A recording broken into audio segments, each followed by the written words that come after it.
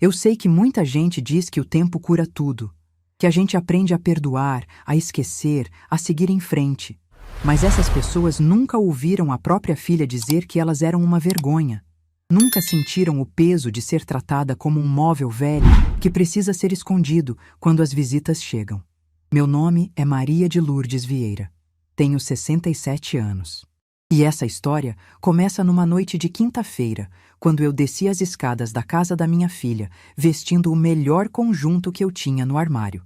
Era um blazer azul marinho que eu usava há anos, uma blusa de seda cor de creme que meu marido Joaquim tinha me dado no nosso último aniversário de casamento e uma calça social preta.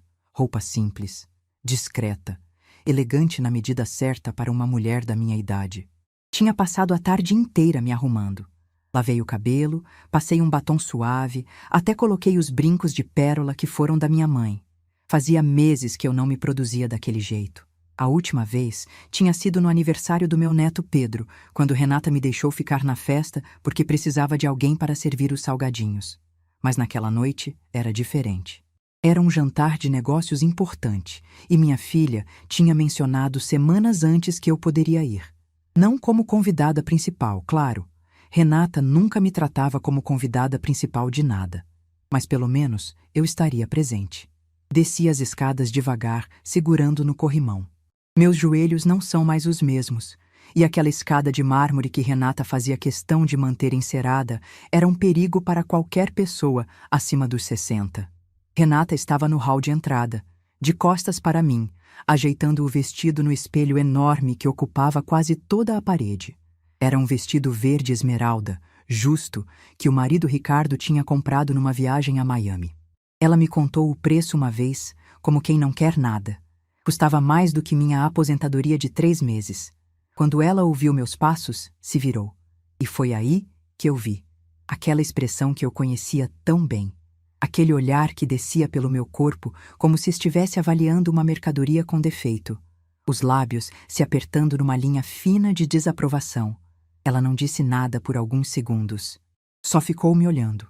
E cada segundo de silêncio pesava como uma pedra no meu peito. Depois veio a voz. Aquela voz que ela usava quando falava comigo como se eu fosse uma criança que tinha feito algo errado. Doce por fora, afiada por dentro. Ela disse que eu estava pensando em ir daquele jeito. Olhei para minha roupa confusa. Estava tudo no lugar. O blazer bem passado, a blusa sem manchas, a calça com o vinco certinho. Perguntei o que tinha de errado. Renata suspirou. Aquele suspiro longo, carregado de impaciência, que ela dava toda vez que eu fazia algo que a desagradava. E então vieram as palavras que me marcaram para sempre. Ela disse que aquela roupa era velha, que eu ia envergonhar todo mundo. Cruzou os braços, e eu percebi que suas unhas estavam pintadas de um vermelho escuro que combinava com a bolsa de grife encostada no aparador. Envergonhar. A palavra me atingiu como um tapa. Fiquei parada ali, sentindo o chão sumir debaixo dos meus pés. Eu tinha passado a tarde inteira me arrumando. Tinha escolhido a melhor roupa que tinha. E para minha filha, eu era uma vergonha. Tentei dizer que aquela blusa foi presente do pai dela, mas ela me interrompeu com um gesto de mão. Disse que não era hora para sentimentalismo, que era um jantar importante, com gente rica, investidores, pessoas que podiam fazer diferença na carreira do Ricardo. Ela se aproximou de mim e eu senti o perfume francês que custava mais do que meu guarda-roupa inteiro, e sugeriu que eu ficasse em casa. Que ela inventaria uma desculpa. Fica em casa, como um cachorro velho que não pode sair porque assusta as visitas. Fica em casa, mãe. Você atrapalha, mãe. Você envergonha, mãe. Ricardo apareceu no topo da escada naquele momento. Meu genro, o empresário de sucesso. Ele ajeitou a gravata enquanto descia e, quando me viu ali parada, fez aquela expressão de quem finge que não viu nada. Disse para Renata que estava na hora, que o motorista já esperava. Passou por mim como se eu fosse parte da decoração. Renata voltou a me olhar e disse que estava combinado, que eu ficaria. Tinha comida na geladeira. As crianças já estavam dormindo, mas se acordassem, eu cuidaria deles. Não era uma pergunta, era uma ordem. Como todas as outras que eu recebia há 5 anos. Cuida das crianças, mãe. Faz o jantar, mãe. Fica invisível, mãe. Olhei para minha filha. Aquela mulher de 42 anos que eu tinha carregado no ventre, que tinha amamentado durante noites sem fim, que tinha ensinado a andar, a falar, a viver. Olhei para o vestido caro, para as joias reluzentes, e percebi que não a reconhecia mais. Em algum momento, ao longo dos anos, eu tinha perdido minha filha. E no lugar dela, tinha surgido essa estranha que me olhava com desprezo. Mas algo diferente aconteceu dentro de mim naquela noite. Em vez de lágrimas, em vez de súplicas, em vez de me desculpar por existir como eu sempre fazia, eu senti uma calma estranha tomar conta do meu corpo. Olhei para Renata e sorri. Um sorriso tranquilo, sereno, que vinha de um lugar que nem eu conhecia. E disse apenas que tudo bem, que ficaria em casa. Ela pareceu surpresa por um segundo. Talvez esperasse resistência, lágrimas. Era o que eu costumava fazer antes.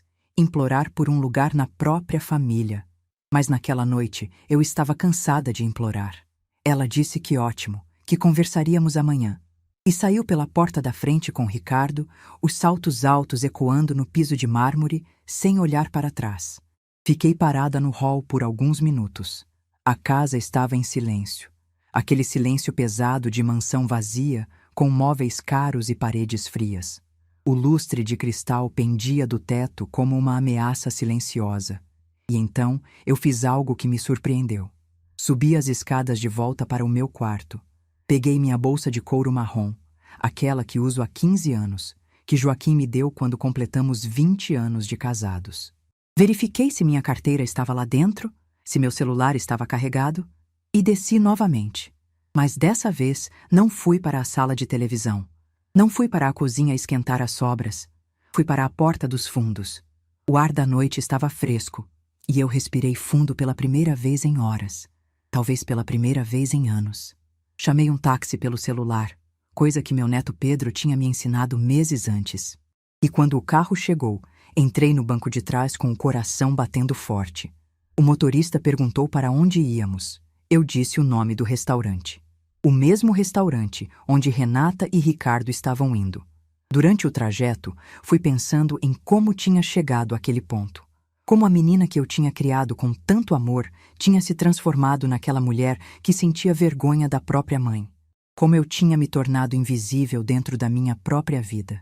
Mas principalmente, fui pensando no segredo que eu guardava há 5 anos. O segredo que Joaquim tinha me deixado antes de partir. O segredo que eu nunca contei para ninguém. Porque o que Renata não sabia, o que ela nunca se deu ao trabalho de descobrir, era que aquele jantar não aconteceria sem mim. O investidor que ela queria tanto impressionar era meu amigo.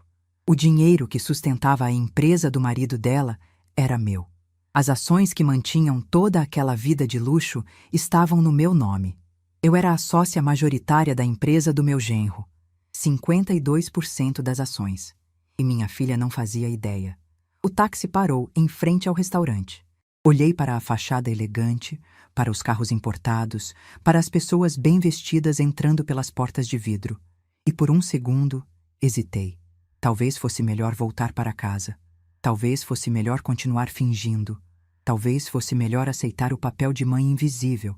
Mas então eu lembrei das palavras dela. Você vai envergonhar todo mundo. E algo dentro de mim se acendeu. Uma chama que eu achava que tinha apagado há muito tempo. Paguei o motorista e saí do carro. Ajeitei meu blazer azul marinho, aquele mesmo que minha filha tinha chamado de roupa velha. Ergui a cabeça. E entrei no restaurante. O maître me reconheceu imediatamente. Eu tinha jantado ali várias vezes com Joaquim. Ele me cumprimentou com um sorriso genuíno. E quando eu pedi uma mesa discreta, num canto onde pudesse ver a entrada sem ser vista, ele não fez perguntas. Sentei protegida por uma coluna e um arranjo de flores enormes. Dali, eu podia ver toda a mesa onde seria o jantar de negócios. Mas ninguém me veria. Pedi uma água com gás e esperei. 15 minutos depois, vi quando Renata e Ricardo entraram. Ela estava radiante, sorrindo, cumprimentando as pessoas como se fosse a dona do lugar. Ele andava um passo atrás, segurando a mão dela como um troféu. Na mesa principal já estava sentado seu Antônio Mendes, o maior investidor do novo projeto de Ricardo, o dono de uma rede de hotéis em São Paulo. E, o que ninguém naquela mesa sabia, meu amigo de longa data, amigo de infância do meu Joaquim. Antônio se levantou para cumprimentá-los. Vi quando Ricardo apertou a mão dele com força demais, tentando parecer confiante. Vi quando Renata deu aquele sorriso ensaiado. E então ouvi a pergunta que mudaria tudo. A voz de Antônio era grave, clara, e chegou até mim mesmo com o burburinho do restaurante. Ele perguntou onde estava Dona Maria. Se eu estava chegando. Do meu canto escondido, vi Ricardo engasgar. Vi Renata congelar por um segundo, o sorriso vacilando antes de se recompor. Ricardo disse que eu não estava me sentindo bem, que tinha preferido ficar em casa. Renata acrescentou que eu era mais caseira, que não gostava desses eventos. Mentira. Mentira descarada. Eu adorava eventos. Era Renata quem não me deixava ir. Antônio franziu a testa. Disse que era uma pena, que tinha assuntos importantes para tratar diretamente comigo. Ricardo tentou contornar, dizendo que ele era o diretor executivo, que qualquer decisão podia passar por ele. Antônio levantou a mão, interrompendo-o, e disse as palavras que fizeram o mundo da minha filha começar a desmoronar. Ele disse que não investia em empresas, investia em pessoas. E a pessoa que tinha dado confiança para ele colocar 15 milhões naquele projeto era eu, que eu tinha aprovado cada cláusula do contrato. Sem minha presença ali, ele não se sentia confortável para fechar o negócio. O silêncio que se seguiu foi ensurdecedor. Vi Ricardo ficar pálido. Vi as mãos de Renata começarem a tremer. Vi os outros executivos trocando olhares confusos. E então Antônio acrescentou, como quem comenta sobre o clima, se eles sabiam que eu era a sócia majoritária da empresa. 52% das ações. Ele presumiu que eu estaria ali representando meus interesses. O rosto de Renata ficou branco. Literalmente branco, como se todo o sangue tivesse sido drenado do corpo dela. Ela olhou para Ricardo, buscando uma explicação que ele claramente não tinha. A boca dele abriu e fechou várias vezes, sem conseguir emitir som. A voz dela saiu estrangulada, quase irreconhecível. Sócia majoritária? Do que ele estava falando? Foi nesse momento que eu me levantei da minha mesa escondida. Ajeitei meu blazer azul marinho, aquele que minha filha tinha chamado de roupa velha, e caminhei em direção a eles. Cada passo parecia acontecer em câmera lenta. O restaurante inteiro pareceu silenciar. Antônio me viu primeiro. Seu rosto se iluminou num sorriso genuíno. Ele se levantou e caminhou até mim, pegando minha mão e beijando-a com a elegância de um cavalheiro de outra época. Disse meu nome com alegria. Disse que estava feliz que eu tinha vindo. Renata se virou, e o que eu vi no rosto dela naquele momento ficará gravado na minha memória para sempre. Primeiro veio o choque puro, os olhos arregalados, a boca aberta. Depois veio a confusão. E, finalmente, quando nossos olhares se encontraram, veio o reconhecimento devastador. Ela entendeu. Naquele segundo, ela entendeu tudo. Cada vez que me excluiu, cada vez que me humilhou, cada vez que me chamou de vergonha. Suas pernas cederam. Ela tentou se apoiar na mesa, mas suas mãos estavam tremendo demais. Ricardo estendeu o braço para segurá-la, mas ela o empurrou. Com uma voz que eu mal reconheci, minha filha perguntou o que estava acontecendo. Olhei para ela com toda a calma que eu tinha guardado durante 5 anos de silêncio. 5 anos de humilhação. 5 anos sendo tratada como um estorvo. E respondi simplesmente que tinha vindo para o jantar. Afinal, parecia que ele não acontecia sem mim. O silêncio naquele restaurante durou apenas alguns segundos, mas pareceu uma eternidade. Todos os olhos estavam em mim. Os executivos, os garçons, as pessoas nas mesas ao redor. Mas eu só conseguia ver Renata. Minha filha estava paralisada, o rosto branco como cera, os lábios tremendo, as mãos agarradas na borda da mesa como se fosse cair a qualquer momento. Ricardo, ao lado dela, parecia ter encolhido. O empresário confiante de minutos antes tinha desaparecido, substituído por um homem que acabara de descobrir que o chão sob seus pés nunca foi sólido. Antônio puxou uma cadeira para mim, bem ao lado dele, de frente para minha filha. Sentei com calma, ajeitando minha bolsa no colo, como se aquilo fosse apenas mais um jantar qualquer. Por dentro, meu coração batia tão forte que eu tinha medo de que todos pudessem ouvir. A primeira pessoa a quebrar o silêncio foi um dos executivos, um homem de cabelos grisalhos que eu nunca tinha visto antes. Ele olhou para Antônio e perguntou se aquilo era algum tipo de brincadeira. Antônio riu, daquele jeito tranquilo que homens poderosos riem quando sabem que têm todas as cartas na mão. Ele disse que não era brincadeira nenhuma, que conhecia Maria de Lourdes há mais de 30 anos, que ela era viúva do seu melhor amigo, Joaquim Vieira, um dos contadores mais respeitados de São Paulo, e que qualquer um que fizesse uma pesquisa básica na estrutura societária da empresa descobriria o que ele estava dizendo. Renata finalmente encontrou a voz. Saiu rouca, quebrada, quase irreconhecível. Ela disse que não era possível, que eu era só a mãe dela, que eu morava na casa dela, cuidava dos filhos dela, esquentava a comida que ela deixava na geladeira. Só a mãe dela. As palavras ficaram suspensas no ar como uma sentença. Antônio olhou para Renata com uma expressão que misturava pena e desprezo. Perguntou se ela realmente não sabia quem tinha investido o capital inicial na empresa do marido.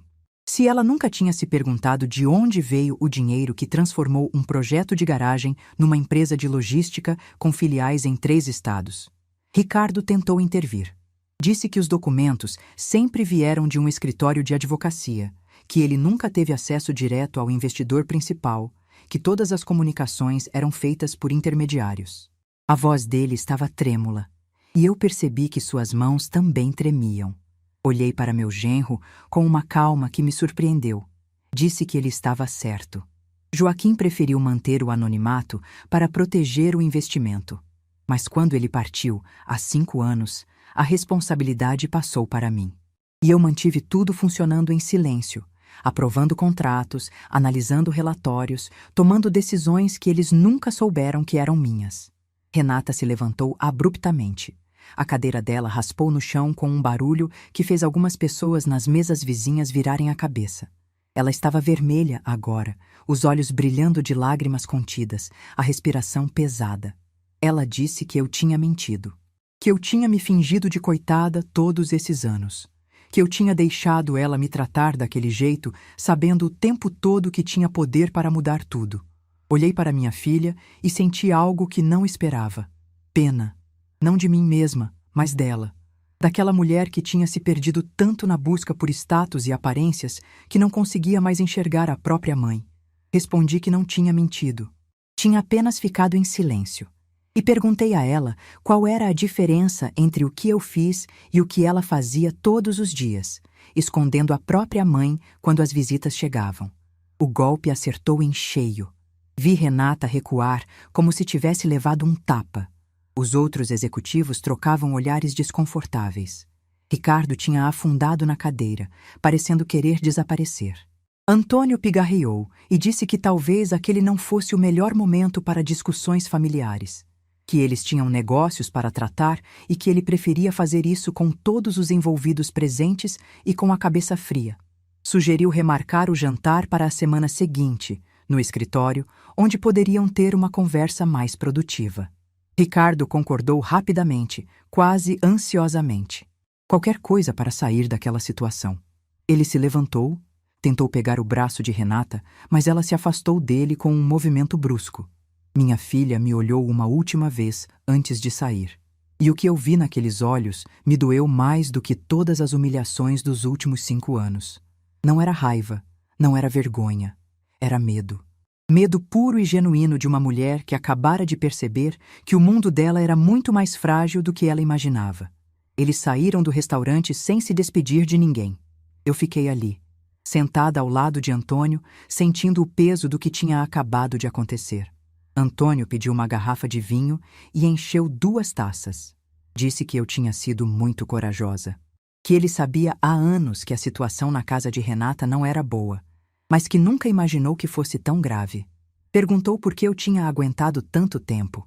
Olhei para o vinho na minha taça, pensando na resposta. Disse que no começo achei que era o certo a fazer, que mães se sacrificam pelos filhos, que era meu dever ajudar. Depois, quando percebi que estava sendo usada, já não sabia mais como sair. A cada ano que passava, parecia mais difícil mudar qualquer coisa.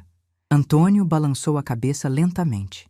Disse que entendia, que tinha visto muitos casamentos e famílias desmoronarem por causa desse tipo de dinâmica. Pessoas boas sendo devoradas por pessoas que confundem amor com servidão. Ficamos conversando por mais de 1 hora. Ele me contou sobre os últimos anos, sobre como a empresa tinha crescido, sobre os planos de expansão que Ricardo tinha apresentado. Disse que sempre achou estranho que eu nunca aparecesse nas reuniões, que Ricardo sempre dava desculpas vagas quando perguntavam por mim. Perguntei a ele se o investimento ainda estava de pé, apesar de tudo que tinha acontecido. Antônio sorriu e disse que claro que estava.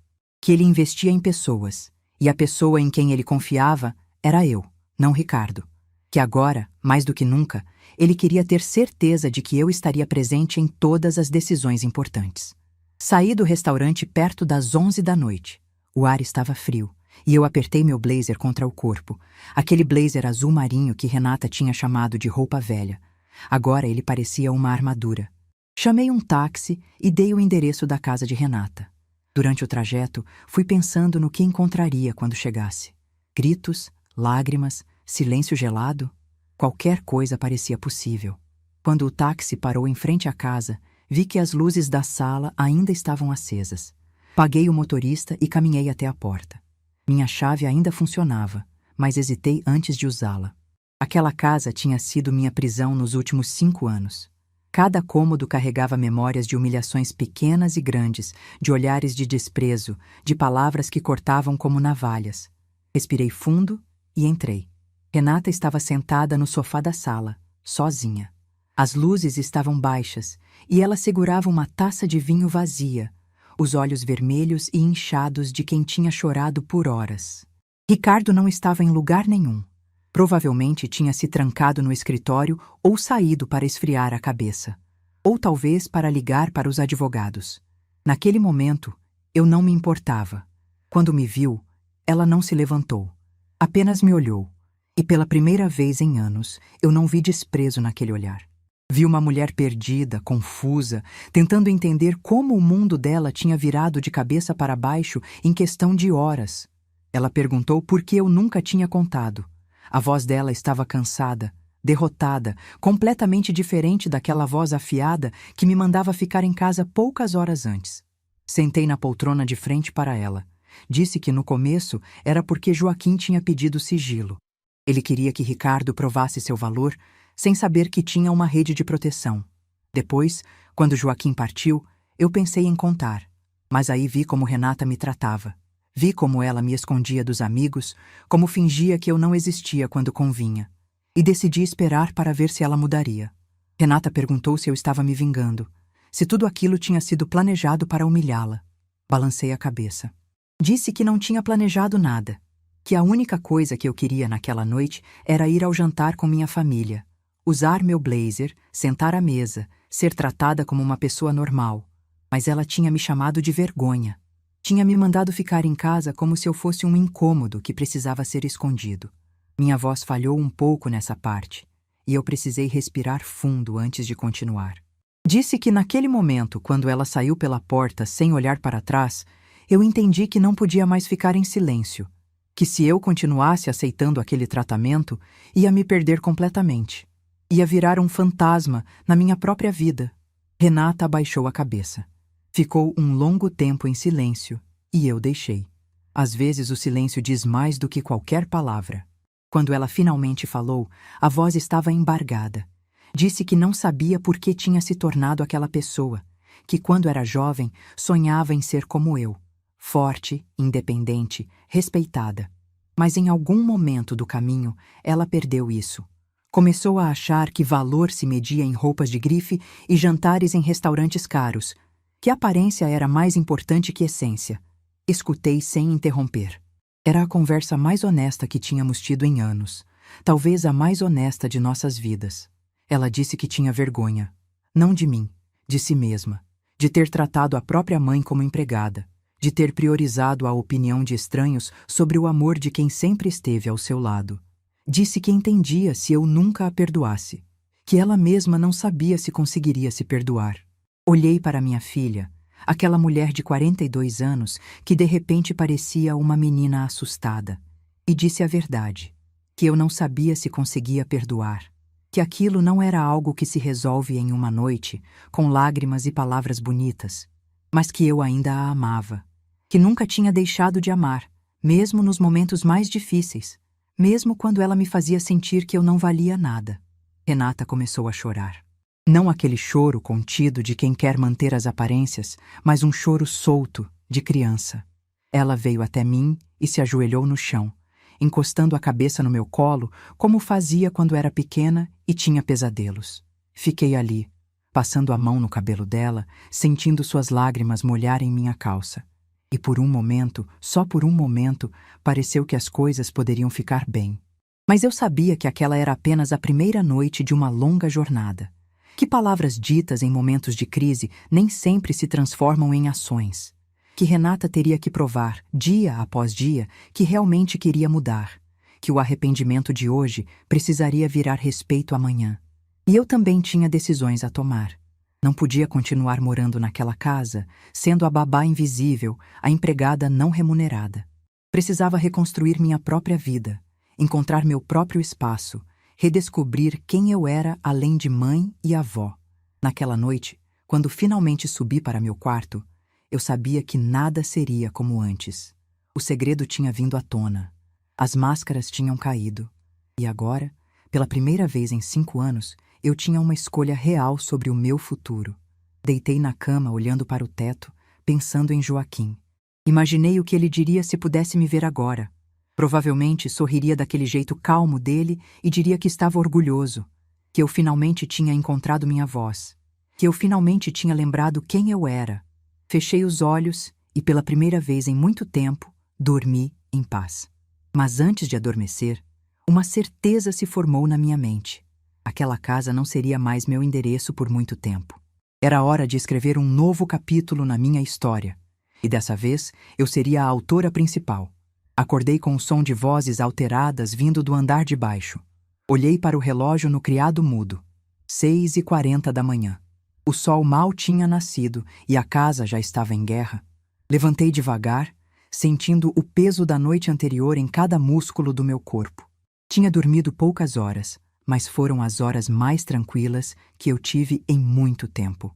A verdade tinha finalmente vindo à tona, e por mais doloroso que fosse o processo, havia uma paz estranha em não carregar mais aquele segredo. Desci as escadas, seguindo as vozes. Vinham da cozinha. Quando cheguei à porta, vi uma cena que me fez parar imediatamente. Ricardo estava de pé, ainda com a roupa da noite anterior, os olhos vermelhos de quem não tinha dormido. Renata estava sentada à mesa, as mãos tremendo ao redor de uma xícara de café que esfriava. E entre eles, assustados e confusos, Pedro e Isabela, meus netos de 11 e 8 anos, olhavam de um para o outro, sem entender o que estava acontecendo. Foi Pedro quem me viu primeiro. Ele correu até mim e me abraçou pela cintura, o rosto afundado no meu roupão. Perguntou por que todo mundo estava gritando, por que a mãe estava chorando, por que o pai tinha dormido no escritório. Antes que eu pudesse responder, Ricardo se virou para mim. E pela primeira vez desde que o conheci, há 12 anos, vi raiva genuína nos olhos dele. Não aquela indiferença educada que ele sempre demonstrava. Raiva pura, crua, de um homem que se sentia traído. Ele disse que eu tinha arruinado tudo, que tinha passado anos fingindo ser uma coitada enquanto segurava o controle da empresa dele, que tinha humilhado ele na frente do maior investidor do projeto, na frente dos executivos, na frente da própria esposa. Senti Pedro se apertar mais contra mim. Coloquei a mão nas costas dele, tentando acalmá-lo. Olhei para Ricardo com a mesma calma que tinha descoberto dentro de mim na noite anterior. Disse que a empresa nunca foi só dele, que o dinheiro que construiu aquela empresa veio do meu marido, foi registrado no meu nome, e que eu tinha todo o direito de participar das decisões. Disse também que não tinha humilhado ninguém. Tinha apenas aparecido num jantar do qual fui excluída pela minha própria filha.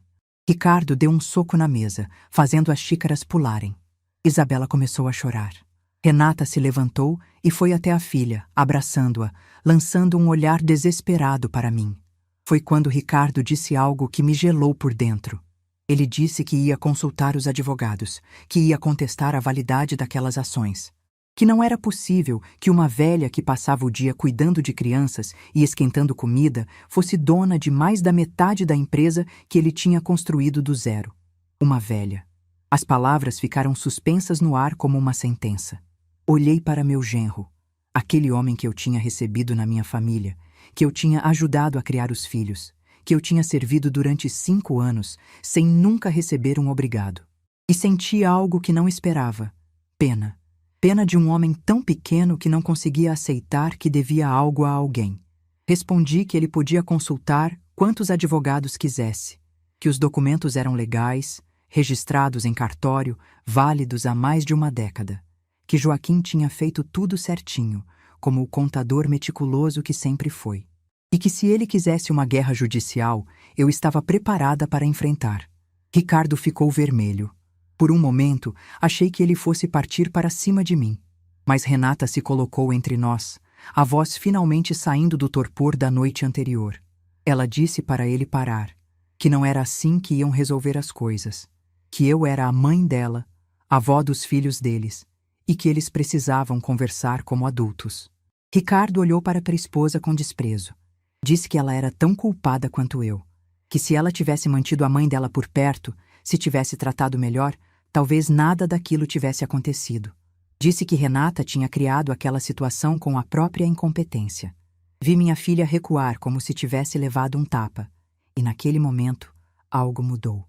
Renata olhou para o marido de um jeito que eu nunca tinha visto antes. Não era medo, não era submissão, era decepção. Era o olhar de uma mulher que finalmente via quem estava ao seu lado. Ela disse que ele estava certo, que ela tinha tratado a própria mãe mal durante anos, mas que pelo menos ela estava tentando reconhecer o erro.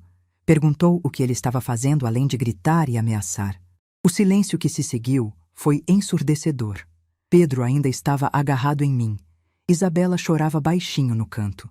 E no meio daquela cozinha que tantas vezes eu tinha limpado sozinha, 2 gerações da minha família estavam se despedaçando. Foi Isabela quem quebrou o silêncio. Com aquela voz fina de criança, ela perguntou se a vovó ia embora, se a gente não ia mais fazer biscoito junto, se eu estava brava com ela. Me ajoelhei no chão, ignorando a dor nos joelhos, e abri os braços para minha neta. Ela veio correndo e se jogou em mim, chorando. Pedro também veio, e de repente eu estava ali, no meio da cozinha, abraçando meus 2 netos enquanto o mundo dos adultos desmoronava ao redor. Disse para eles que a vovó nunca ia ficar brava com eles, que eu os amava mais do que qualquer coisa no mundo, mas que a vovó precisava de um tempo para pensar, para descansar, para cuidar de si mesma. Disse que isso não significava que eu ia abandoná-los, que a gente ia continuar se vendo, fazendo biscoito, assistindo filme junto. Pedro perguntou se eu ia morar em outro lugar. A pergunta saiu tão direta, tão simples, que me pegou desprevenida. Olhei para ele, para aquele menino de 11 anos que tinha me ensinado a usar o celular, que às vezes vinha conversar comigo no meu quarto quando os pais brigavam, que era mais observador do que qualquer adulto daquela casa. Disse que sim, que a vovó ia procurar um cantinho só dela, mas que ele e Isabela sempre seriam bem-vindos, sempre teriam um lugar no meu coração e na minha casa, onde quer que eu estivesse. Renata começou a chorar de novo. Ricardo bufou e saiu da cozinha, batendo a porta do escritório com força. O barulho ecoou pela casa como um trovão. E eu fiquei ali, no chão frio, segurando meus netos, sentindo que finalmente tinha tomado a decisão certa. Mais tarde naquela manhã, enquanto Renata levava as crianças para a escola, eu subi para o meu quarto e comecei a arrumar minhas coisas. Não tinha muita coisa. Roupas, alguns livros, as fotos de Joaquim, os brincos da minha mãe, 5 anos morando naquela casa e tudo o que eu tinha cabia em 2 malas. Era triste e libertador ao mesmo tempo. Estava fechando a 2ª mala quando meu celular tocou. Era um número desconhecido. Atendi sem saber o que esperar. A voz do outro lado era de Antônio Mendes. Ele perguntou como eu estava, se a noite tinha sido difícil, se eu tinha conseguido descansar. Disse que tinha ficado preocupado, que não conseguiu dormir direito pensando na situação. Contei brevemente o que tinha acontecido de manhã. A discussão, as ameaças de Ricardo, a decisão de sair de casa. Antônio ficou em silêncio por um momento e depois disse algo que mudou completamente o rumo do meu dia. Ele disse que tinha uma proposta para mim, que estava pensando nisso desde a noite anterior, mas que a conversa daquela manhã tinha confirmado sua decisão. Queria me oferecer uma posição formal no conselho da empresa. Não como investidora silenciosa, mas como conselheira ativa, com voz e voto em todas as decisões importantes. Fiquei sem palavras por alguns segundos. Perguntei se ele tinha certeza, se não era precipitado, se Ricardo não ia criar mais problemas. Antônio riu baixinho. Disse que Ricardo podia criar os problemas que quisesse, mas que a realidade era simples. Eu era dona de 52% da empresa, e ele estava colocando mais 15 milhões no projeto. Juntos, nós tínhamos poder suficiente para decidir o futuro daquela empresa com ou sem a cooperação do meu genro. Disse também que tinha um apartamento vazio no prédio dele, no centro da cidade. Um lugar que ele mantinha para visitas de negócios, mas que estava desocupado há meses. Se eu precisasse de um lugar para ficar enquanto organizava minha vida, era só aceitar. Sem compromisso, sem prazo, pelo tempo que eu precisasse. Senti as lágrimas chegando, mas não deixei cair. Agradeci. Disse que precisava pensar, que era muita coisa de uma vez só. Antônio entendeu e disse que não tinha pressa, que o apartamento estaria disponível quando eu quisesse e que a proposta do conselho ficaria de pé pelo tempo que eu precisasse para decidir. Quando desliguei o telefone, minhas mãos estavam tremendo. Não de medo, mas de uma emoção que eu não sentia há muito tempo. Esperança. Pela primeira vez em 5 anos, eu tinha opções reais. Tinha um lugar para ir, tinha uma posição para ocupar, tinha pessoas que me respeitavam pelo que eu era. Renata voltou da escola por volta das 10 da manhã. Encontrou-me no quarto, com as malas prontas, olhando pela janela para o jardim, onde tantas vezes eu tinha brincado com meus netos. Ela parou na porta, os olhos ainda inchados de chorar. Perguntou se eu realmente ia embora. Se não tinha jeito de a gente resolver as coisas, de recomeçar, de tentar de novo. Virei para ela e disse a verdade. Disse que eu a amava, que sempre ia amar, mas que não podia continuar naquela casa. Que cada canto daquele lugar me lembrava de anos sendo tratada como invisível. Que eu precisava de um espaço meu, onde eu pudesse existir sem pedir permissão, sem me desculpar por ocupar espaço. Renata começou a protestar, mas eu levantei a mão. Disse que não era uma punição, era uma necessidade. Que talvez, com distância, a gente conseguisse construir uma relação de verdade. Uma relação baseada em respeito, não em obrigação. Em escolha, não em dependência. Ela perguntou para onde eu ia. Disse que tinha uma opção, um apartamento no centro, emprestado por um amigo. Que ia ficar lá temporariamente, enquanto decidia os próximos passos. Renata quis saber se era Antônio. Confirmei. E então, vi algo mudar no rosto da minha filha. Uma compreensão tardia de que eu tinha uma vida além daquela casa, conexões além daquela família, valor além do papel de babá e empregada que ela tinha me designado. Ela disse que ia sentir minha falta, que as crianças iam sentir minha falta, que a casa não ia ser a mesma sem mim. Olhei para minha filha e disse algo que precisava ser dito há muito tempo. Disse que eu também ia sentir falta, mas que sentir falta era diferente de se anular, que amor de verdade não exige que a gente desapareça para caber no espaço que os outros permitem, que eu tinha passado 5 anos tentando me fazer pequena para não incomodar e que isso tinha quase me destruído. Renata não respondeu. Ficou ali parada, chorando em silêncio, enquanto eu pegava minhas malas e descia as escadas pela última vez. Na porta da frente, dei uma última olhada para trás. Aquela casa onde eu tinha vivido 5 anos, onde eu tinha cuidado dos meus netos, onde eu tinha sido invisível durante tanto tempo. E senti uma coisa estranha. Gratidão. Gratidão por aquele lugar ter me ensinado o que eu não queria mais ser. Gratidão por ter me empurrado até o limite, onde eu finalmente encontrei minha força. O táxi já estava esperando na porta. Coloquei as malas no porta-malas e entrei no banco de trás.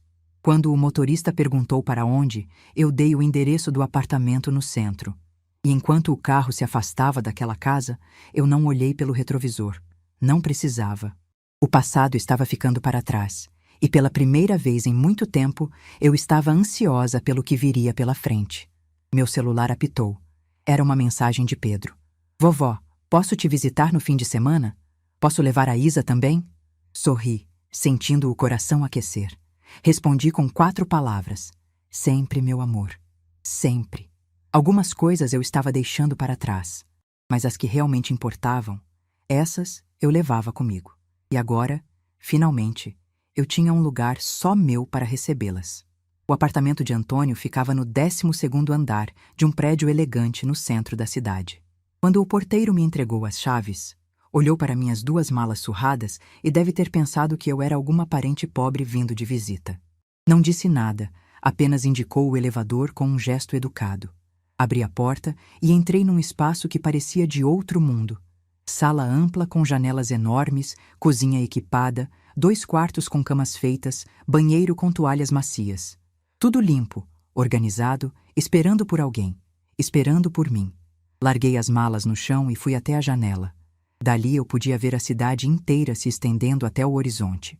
Carros pequenos como formigas, pessoas caminhando apressadas, a vida acontecendo lá embaixo enquanto eu estava ali em cima, finalmente respirando.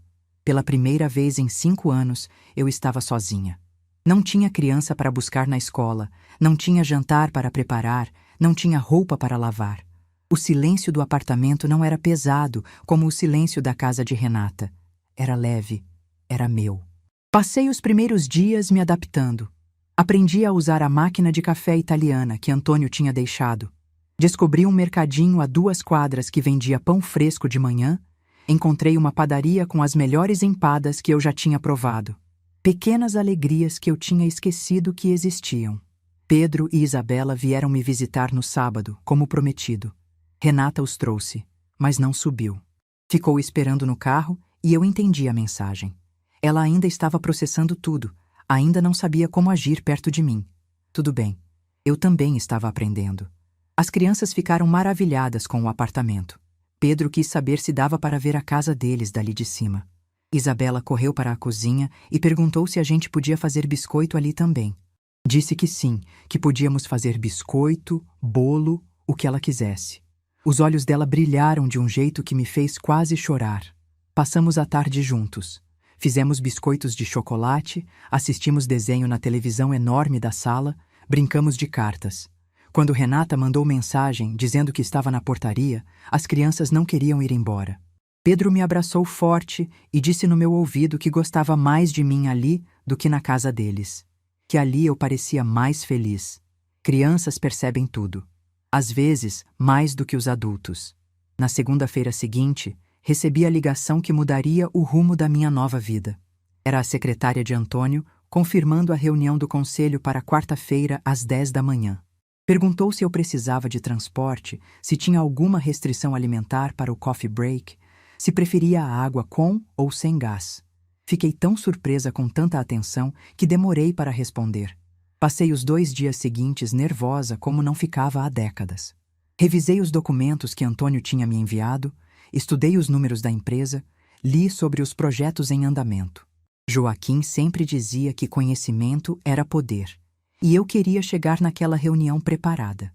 Na manhã de quarta-feira, acordei às 5 da manhã. Tomei banho demorado, lavei o cabelo, passei um tempo escolhendo a roupa.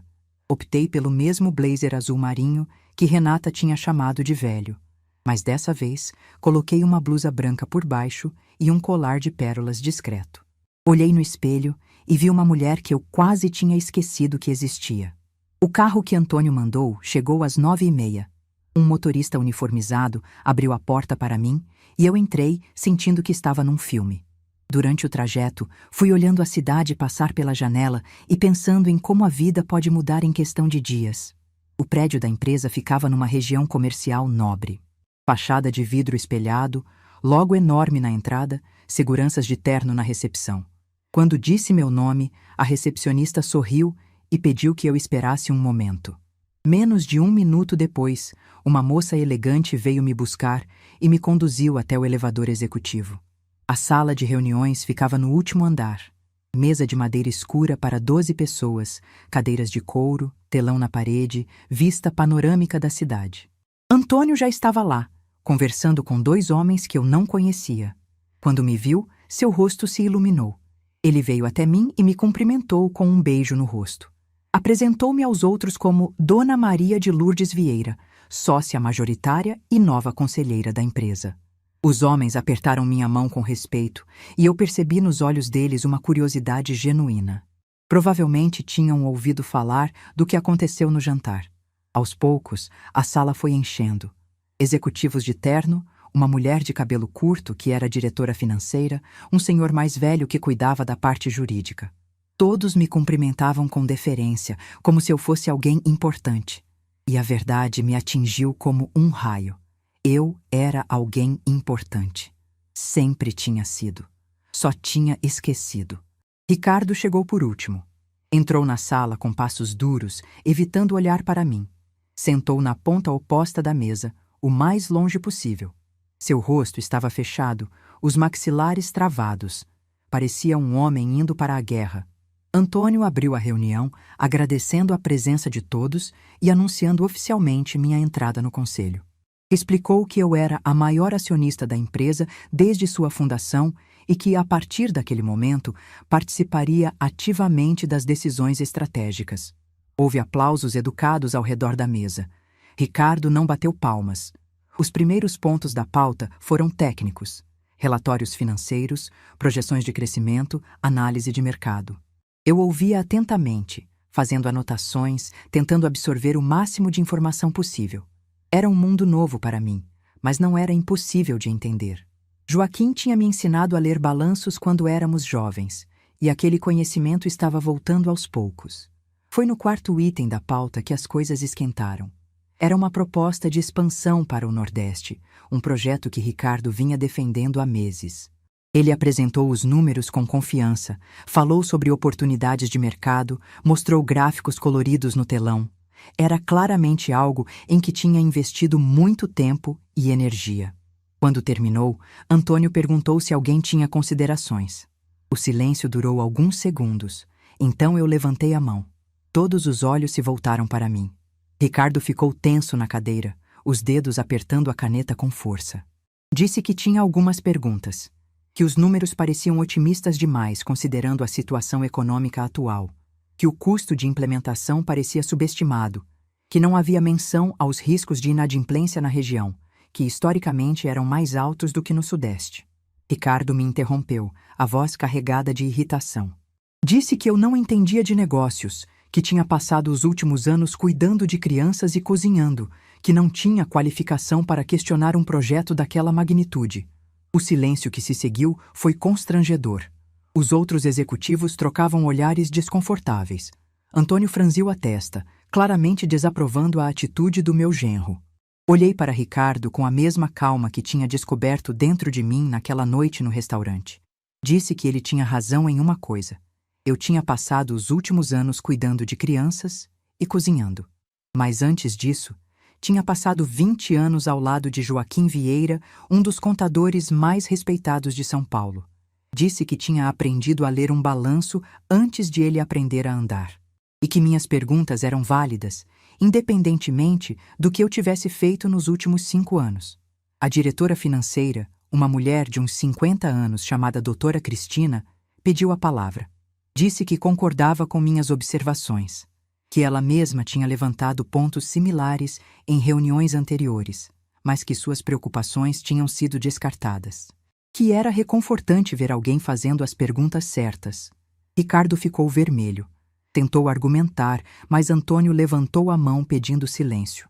Disse que a proposta seria revisada antes de qualquer aprovação, que uma análise mais conservadora seria feita, considerando os pontos levantados, e que esperava que todos os membros do conselho fossem tratados com respeito, independentemente de seu histórico pessoal.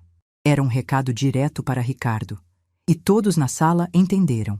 A reunião continuou por mais 2 horas, mas o clima tinha mudado. Eu fiz outras perguntas, dei algumas sugestões, participei das discussões como qualquer outro membro do conselho. E aos poucos, fui percebendo que as pessoas me ouviam. que minha opinião tinha peso, que eu não era mais invisível. Quando a reunião terminou, Ricardo foi o primeiro a sair. Passou por mim sem dizer uma palavra, os ombros curvados, como se carregasse o peso do mundo. Por um momento, senti pena dele. Mas então lembrei de todas as vezes que ele passou por mim como se eu fosse parte da decoração, e a pena se transformou em indiferença. Antônio me convidou para almoçar. Fomos a um restaurante italiano a algumas quadras dali, um lugar discreto com toalhas de linho e garçons que falavam baixo. Ele pediu uma garrafa de vinho e disse que estava orgulhoso de mim, que eu tinha me saído melhor do que ele esperava, que minhas perguntas tinham sido pertinentes e corajosas. Agradeci, mas disse que não tinha feito nada demais. Tinha apenas feito o que Joaquim teria feito no meu lugar. Olhado os números com cuidado, questionado o que parecia bom demais para ser verdade, protegido o investimento. Antônio sorriu e disse que era exatamente por isso que Joaquim tinha me escolhido para ser dona daquelas ações. Não porque eu era a esposa dele, mas porque eu era a pessoa certa para o trabalho. Aquelas palavras ficaram comigo pelo resto do dia. A pessoa certa para o trabalho. Joaquim sempre acreditou em mim, mesmo quando eu mesma tinha parado de acreditar. Voltei para o apartamento no fim da tarde, exausta, mas estranhamente energizada. Tinha sido um dia longo, cheio de informações novas, de desafios inesperados, de pequenas vitórias. E pela primeira vez em muito tempo, eu me sentia viva. Meu celular tocou quando eu estava tirando os sapatos. Era Renata. Hesitei antes de atender, sem saber o que esperar. A voz dela estava diferente, mais suave, mais hesitante. Ela disse que Ricardo tinha chegado em casa furioso, reclamando da reunião, reclamando de mim. Disse que ele tinha falado coisas horríveis, que tinha culpado ela por tudo, que tinham brigado feio. Perguntei se ela estava bem. Ela disse que sim, que estava bem, mas que precisava me contar uma coisa. Meu coração acelerou. Perguntei o que era. Renata respirou fundo do outro lado da linha. E então disse as palavras que eu nunca esperava ouvir. Ela disse que ia pedir a separação, que não aguentava mais viver com um homem que não respeitava ninguém, que ver como ele me tratou na reunião, pelo relato que ele mesmo fez se gabando, tinha sido a gota d'água. Disse que eu tinha razão o tempo todo, que ela tinha se casado com um homem pequeno e que tinha se tornado pequena junto com ele. Fiquei em silêncio por um longo momento, processando o que tinha ouvido. Minha filha, a mesma que semanas antes me chamava de vergonha, estava me pedindo desculpas de uma forma que eu nunca imaginei possível. Perguntei o que ela precisava, se eu podia ajudar em alguma coisa. Renata começou a chorar. Disse que só precisava saber se eu ainda a amava, se ainda tinha chance de a gente reconstruir nossa relação, se eu podia perdoá-la por tudo que tinha feito. Senti as lágrimas chegando aos meus próprios olhos. Disse que sim, que eu sempre ia amá-la, que o perdão não era algo que acontecia de uma vez só, mas que eu estava disposta a tentar, que a gente podia recomeçar, devagar, com respeito, como deveria ter sido desde o início. Quando desliguei o telefone, fiquei olhando para a cidade pela janela do apartamento. As luzes começavam a se acender, pontilhando a escuridão como pequenas estrelas terrestres. Joaquim costumava dizer que a vida era feita de ciclos, que tudo que começa, termina, e que tudo que termina abre espaço para algo novo. Naquela noite, um ciclo estava terminando, e outro, finalmente, estava começando. O apartamento de Antônio ficava no 12º andar de um prédio elegante no centro da cidade. Quando o porteiro me entregou as chaves, olhou para minhas 2 malas surradas e deve ter pensado que eu era alguma parente pobre vindo de visita. Não disse nada, apenas indicou o elevador com um gesto educado. Abri a porta e entrei num espaço que parecia de outro mundo. Sala ampla com janelas enormes, cozinha equipada, 2 quartos com camas feitas, banheiro com toalhas macias. Tudo limpo, organizado, esperando por alguém. Esperando por mim. Larguei as malas no chão e fui até a janela. Dali eu podia ver a cidade inteira se estendendo até o horizonte. Carros pequenos como formigas, pessoas caminhando apressadas, a vida acontecendo lá embaixo enquanto eu estava ali em cima, finalmente respirando. Pela primeira vez em 5 anos, eu estava sozinha. Não tinha criança para buscar na escola, não tinha jantar para preparar, não tinha roupa para lavar.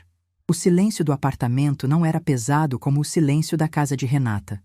Era leve, era meu. Passei os primeiros dias me adaptando. Aprendi a usar a máquina de café italiana que Antônio tinha deixado. Descobri um mercadinho a 2 quadras que vendia pão fresco de manhã. Encontrei uma padaria com as melhores empadas que eu já tinha provado. Pequenas alegrias que eu tinha esquecido que existiam. Pedro e Isabela vieram me visitar no sábado, como prometido. Renata os trouxe, mas não subiu. Ficou esperando no carro e eu entendi a mensagem.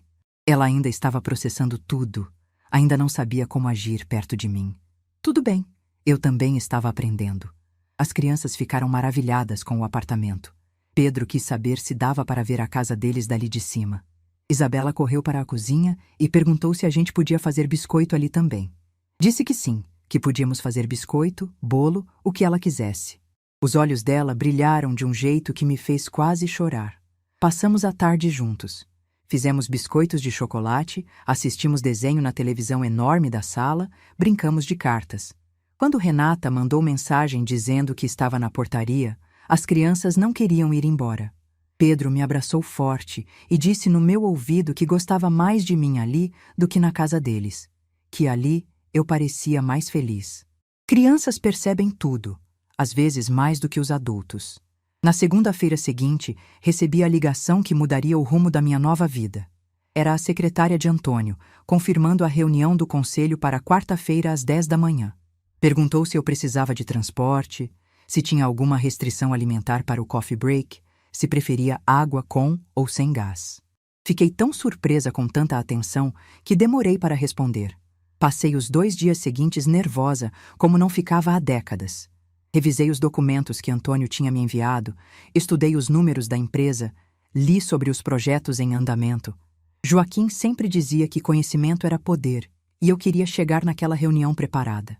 Na manhã de quarta-feira, acordei às 5 da manhã. Tomei banho demorado, lavei o cabelo, passei um tempo escolhendo a roupa.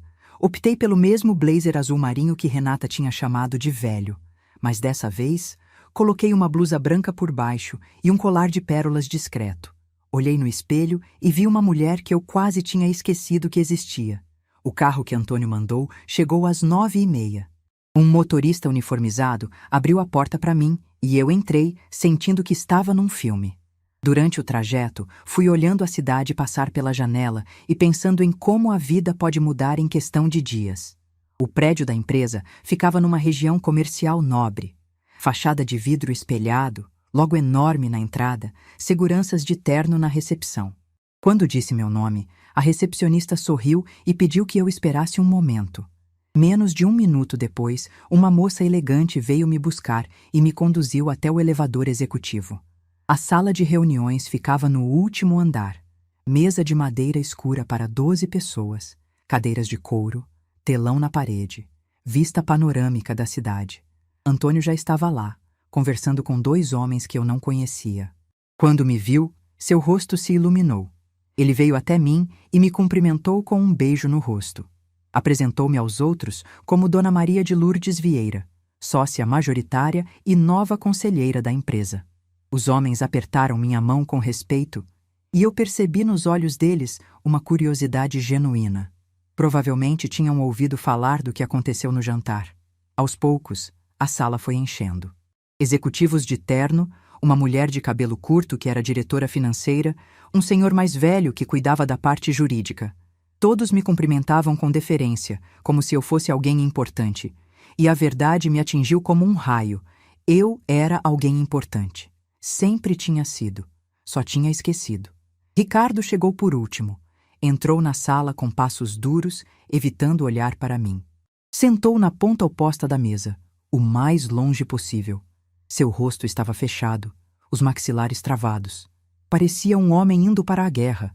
Antônio abriu a reunião, agradecendo a presença de todos e anunciando oficialmente minha entrada no conselho.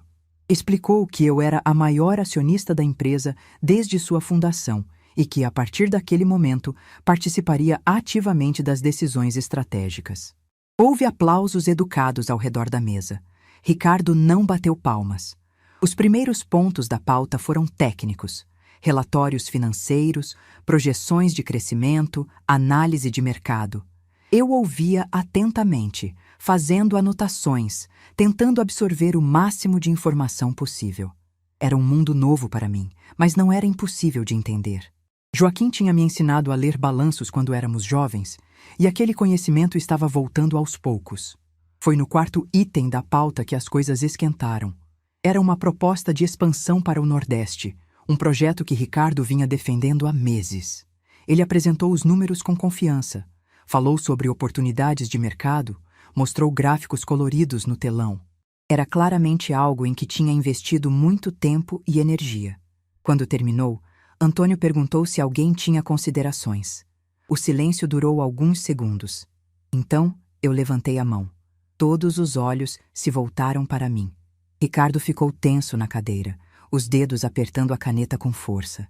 Disse que tinha algumas perguntas, que os números pareciam otimistas demais considerando a situação econômica atual, que o custo de implementação parecia subestimado, que não havia menção aos riscos de inadimplência na região, que historicamente eram mais altos do que no Sudeste.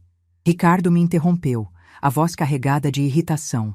Disse que eu não entendia de negócios, que tinha passado os últimos anos cuidando de crianças e cozinhando, que não tinha qualificação para questionar um projeto daquela magnitude. O silêncio que se seguiu foi constrangedor. Os outros executivos trocavam olhares desconfortáveis. Antônio franziu a testa, claramente desaprovando a atitude do meu genro. Olhei para Ricardo com a mesma calma que tinha descoberto dentro de mim naquela noite no restaurante. Disse que ele tinha razão em uma coisa. Eu tinha passado os últimos anos cuidando de crianças e cozinhando. Mas antes disso, tinha passado 20 anos ao lado de Joaquim Vieira, um dos contadores mais respeitados de São Paulo. Disse que tinha aprendido a ler um balanço antes de ele aprender a andar, e que minhas perguntas eram válidas, independentemente do que eu tivesse feito nos últimos 5 anos. A diretora financeira, uma mulher de uns 50 anos chamada doutora Cristina, pediu a palavra. Disse que concordava com minhas observações, que ela mesma tinha levantado pontos similares em reuniões anteriores, mas que suas preocupações tinham sido descartadas, que era reconfortante ver alguém fazendo as perguntas certas. Ricardo ficou vermelho. Tentou argumentar, mas Antônio levantou a mão pedindo silêncio. Disse que a proposta seria revisada antes de qualquer aprovação, que uma análise mais conservadora seria feita, considerando os pontos levantados, e que esperava que todos os membros do conselho fossem tratados com respeito, independentemente de seu histórico pessoal. Era um recado direto para Ricardo, e todos na sala entenderam. A reunião continuou por mais 2 horas, mas o clima tinha mudado. Eu fiz outras perguntas, dei algumas sugestões, participei das discussões como qualquer outro membro do conselho. E aos poucos fui percebendo que as pessoas me ouviam, que minha opinião tinha peso, que eu não era mais invisível. Quando a reunião terminou, Ricardo foi o primeiro a sair. Passou por mim sem dizer uma palavra, os ombros curvados como se carregasse o peso do mundo. Por um momento, senti pena dele. Mas então lembrei de todas as vezes que ele passou por mim como se eu fosse parte da decoração, e a pena se transformou em indiferença. Antônio me convidou para almoçar. Fomos a um restaurante italiano a algumas quadras dali, um lugar discreto com toalhas de linho e garçons que falavam baixo. Ele pediu uma garrafa de vinho e disse que estava orgulhoso de mim, que eu tinha me saído melhor do que ele esperava, que minhas perguntas tinham sido pertinentes e corajosas. Agradeci, mas disse que não tinha feito nada demais. Tinha apenas feito o que Joaquim teria feito no meu lugar. Olhado os números com cuidado, questionado o que parecia bom demais para ser verdade, protegido o investimento. Antônio sorriu e disse que era exatamente por isso que Joaquim tinha me escolhido para ser dona daquelas ações. Não porque eu era esposa dele, mas porque eu era a pessoa certa para o trabalho. Aquelas palavras ficaram comigo pelo resto do dia. A pessoa certa para o trabalho. Joaquim sempre acreditou em mim, mesmo quando eu mesma tinha parado de acreditar. Voltei para o apartamento no fim da tarde, exausta, mas estranhamente energizada. Tinha sido um dia longo, cheio de informações novas, de desafios inesperados, de pequenas vitórias.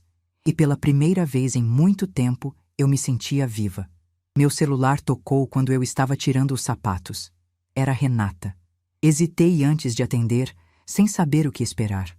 A voz dela estava diferente, mais suave, mais hesitante. Ela disse que Ricardo tinha chegado em casa furioso, reclamando da reunião, reclamando de mim. Disse que ele tinha falado coisas horríveis, que tinha culpado ela por tudo, que tinham brigado feio. Perguntei se ela estava bem. Ela disse que sim, que estava bem, mas que precisava me contar uma coisa. Meu coração acelerou. Perguntei o que era. Renata respirou fundo do outro lado da linha. E então disse as palavras que eu nunca esperava ouvir.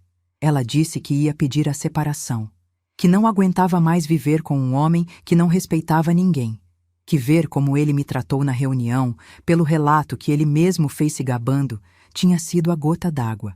Disse que eu tinha razão o tempo todo, que ela tinha se casado com um homem pequeno e que tinha se tornado pequena junto com ele. Fiquei em silêncio por um longo momento, processando o que tinha ouvido. Minha filha, a mesma que semanas antes me chamava de vergonha, estava me pedindo desculpas de uma forma que eu nunca imaginei possível. Perguntei o que ela precisava, se eu podia ajudar em alguma coisa. Renata começou a chorar. Disse que só precisava saber se eu ainda a amava, se ainda tinha chance de a gente reconstruir nossa relação, se eu podia perdoá-la por tudo que tinha feito. Senti as lágrimas chegando aos meus próprios olhos. Disse que sim, que eu sempre ia amá-la, que o perdão não era algo que acontecia de uma vez só, mas que eu estava disposta a tentar, que a gente podia recomeçar, devagar, com respeito, como deveria ter sido desde o início. Quando desliguei o telefone, fiquei olhando para a cidade pela janela do apartamento. As luzes começavam a se acender, pontilhando a escuridão como pequenas estrelas terrestres. Joaquim costumava dizer que a vida era feita de ciclos, que tudo que começa, termina, e que tudo que termina abre espaço para algo novo. Naquela noite, um ciclo estava terminando, e outro, finalmente, estava começando. Se essa história tocou seu coração, deixe seu like, se inscreva no canal e comente aqui embaixo. No meu lugar, o que você faria? Sua mensagem pode iluminar o dia de alguém.